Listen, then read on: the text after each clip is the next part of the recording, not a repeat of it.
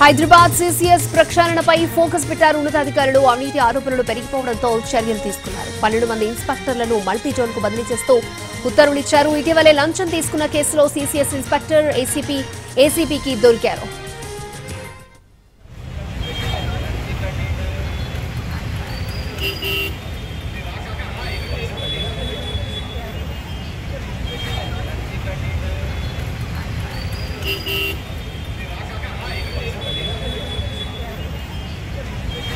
Hyderabad CCS ప్రక్షాళనపై focus పెట్టారు ఉన్నతాధికారులు. అవినీతి ఆరోపణలు పెరిగిపోవడంతో చర్యలు తీసుకున్నారు. 12 మంది ఇన్స్పెక్టర్లను మల్టీ జోన్ కు బదిలీ చేస్తూ ఉత్తర్వులిచ్చారు. ఇటీవలే లంచం తీసుకున్న కేసులో సిసిఎస్ ఇన్స్పెక్టర్ ఏసీపీకి దొరికారు.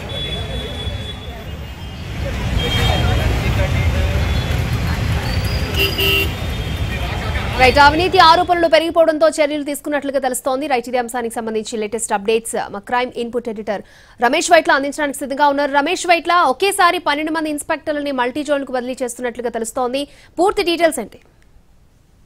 అయితే హైదరాబాద్ నగరంలో సిసిఎస్ అనేది ఒక గుండెకాయ లాంటిది. ఇలాంటి సిసిఎస్ లో మొత్తంగా అవినీతి ఆరోపణలు ఎదుర్కోవడం కావచ్చు, లేకుంటే ఒక ఏసీపీ స్థాయి అధికారి ఏకంగా కోట్ల రూపాయలు సంపాదించిన ఆరోపణల మేరకు ఇప్పటికే ఏసీబీ అధికారులు ఉమామహేశ్వర్ ఏసీపీని అరెస్ట్ చేయడం జరిగింది. ఆ సంఘటన మర్చిపోకముందే 2 వారాల్లోనే ఇన్స్పెక్టర్ సుధాకర్ పెద్ద మొత్తంలో లంచం తీసుకుంటూ కూడా దొరకడం జరిగింది. అయితే 15 లక్షల రూపాయల లంచం తీసుకుంటూ సుధాకర్ దొరికిన తర్వాత అసలు మొత్తం సిసిఎస్ మొత్తం కూడా ప్రక్షాళన చేయాలని చెప్పి కూడా అధికారులు భావించారు. ఈ నేపథ్యంలోనే సిసిఎస్ లో ఉన్న 12 మంది ఇన్స్పెక్టర్లను వెంటనే మల్టీ జోన్ 2లో రిపోర్ట్ చేయాలని చెప్పి కూడా హైదరాబాద్ పోలీస్ కమిషనర్ ఆదేశాలు జారీ చేయడం జరిగింది. దీంతో పాటుగా మరొక 6 ఎస్ఐలను కూడా ట్రాన్స్ఫర్ చేస్తూ ఈ మేరకు ఆదేశాలు జారీ చేస్తారు. అయితే దీంట్లో మొత్తంగా చూస్తుంటే ఇప్పటి వరకు పెద్ద మొత్తంలో హైదరాబాద్ పోలీస్ కమిషనర్ గా శ్రీనివాస్ రెడ్డి బాధ్యతలు చేపట్టిన తర్వాత ఏకకాలంలో పంజగుట్టలో 60 మంది పోలీస్ అధికారులను ఏకకాలంలో బదిలీ చేశారు.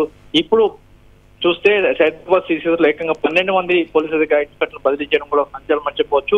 ఈ 12 మంది అధికారులను వెంటనే బదిలీ చేస్తారు. ఉండబోతున్న అధికారులు సంకేతించారు. అయితే సిసిఎస్ లో పెద్ద మొత్తంలో చాలా కీలకమైన కేసులు ఉంటాయి. 100 కోట్ల రూపాయల కేసుల విచారణ ఉంటాయి. బాధితులు పెద్ద మొత్తంలో వస్తుంటారు. అలాంటి వారికి న్యాయం చేసిన సిసిఎస్ పెద్ద మొత్తంలో అవినీతి ఆక్రమణలకు అడ్డగా మారిందని చెప్పి ఆరోపణలు రావడంతో పాటుగా ఏసీబీ అధికారులు కూడా రైడ్ చేయడంతో మొత్తంగా 12 మంది ఇన్స్పెక్టర్లను బదిలీ చేశారు. Thank you Ramesh.